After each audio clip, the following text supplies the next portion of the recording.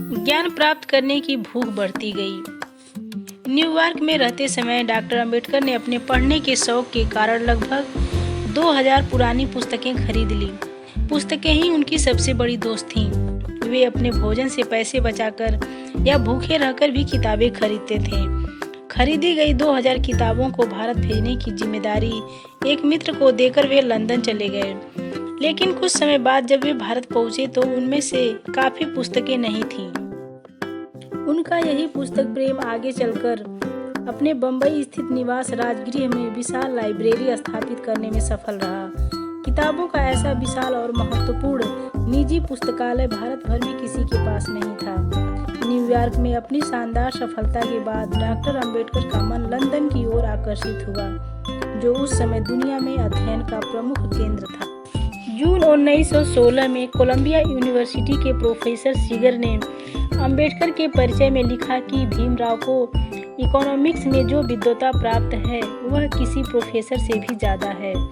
इसके अलावा professor Pearson ने लिखा, एक युवक के रूप में उनका जीवन पुरस्कारों, प्रतिभा प्रदर्शनों और विद्वता के अनेक उदाहरणों से परिपूर्ण है। वे किसी भी पुस्तक के पूरे पन्ने को एक बार अवलोकन से ही अपने मस्तिष्क में कभी न मिटने वाला फोटो उतार लेते थे, जिसका एक एक शब्द जो उनको रुचिकर होता था उनको पूरी तरह याद रहता था और उनकी मानसिक स्थिति इतनी तेज विकसित थी कि कोई भी ऐसे शब्दों की वृद्धि उनके ज्ञान के विशाल भंडार में उलझन पैदा नहीं कर सकती थी। यह बड़े ताज्जुब की बात है कि वह हर एग्जाम जिसमें उन्होंने भाग लिया हमेशा प्रथम आए। अपना अध्ययन पूरा कर अमेरिका से विदा ली ज्ञान साधना से डॉक्टर अंबेडकर की ज्ञान की भूख दिनों दिन बढ़ती जा रही थी। वे लंदन यूनिवर्सिटी के इकोनॉमिक्स की सबसे बड़ी डिग्री हासिल करना चाहते थे और बैरिस्टर भी बनना चाहते थे। लेकिन इधर बड़ौदा महाराज की स्कॉलरशिप का समय पूरा हो चुका था।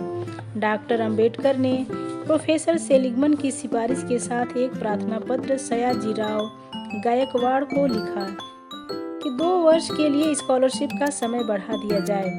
महाराजा ने 1 वर्ष के लिए अवधि बढ़ा दी, लेकिन खुशखबरी सुनने से पहले ही डॉक्टर अंबेडकर न्यूयॉर्क से जून 1916 में लंदन के लिए रवाना हो चुके थे।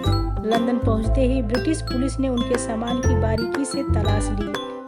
उन्हें शंका थी कि कहीं डॉक्टर अंबेडकर अमेरिका में लाला हरदयाल की भारत की आज़ादी के लिए संघर्ष करने वाली गदर पार्टी के मेंबर न हों। इससे पहले न्यूयॉर्क में अपनी रिसर्च भी ब्रिटिश सरकार के आर्थिक शोषण को उजागर करने में की थी, इसीलिए ब्रिटिश सरकार का शक भी कोई निराधार नहीं था। पुलिस को उनके सामान में कोई ऐसी आपत्तिजनक सामग्री नहीं मिली।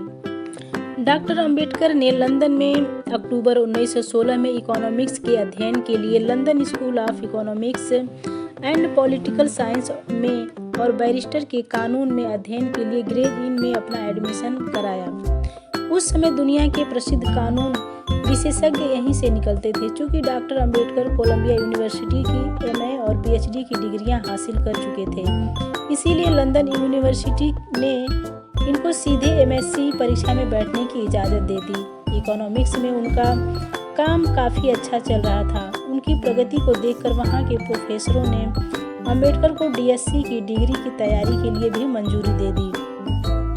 वे रात दिन अपने काम में लग गए और लंदन स्कूल और ब्रिटिश म्यूजियम की विशाल लाइब्रेरी में जाकर ग्रंथ पढ़ने और नोट्स लिखने में जुट गए। अमेरिका की तरह लंदन में भी ज्ञान साधना शुरू हो गई। धन्यवाद दोस्तों। ये बाबा साहब की जीवनी एक बार जरूर सुनें, शेयर करें और कमेंट में जरूर बताएं।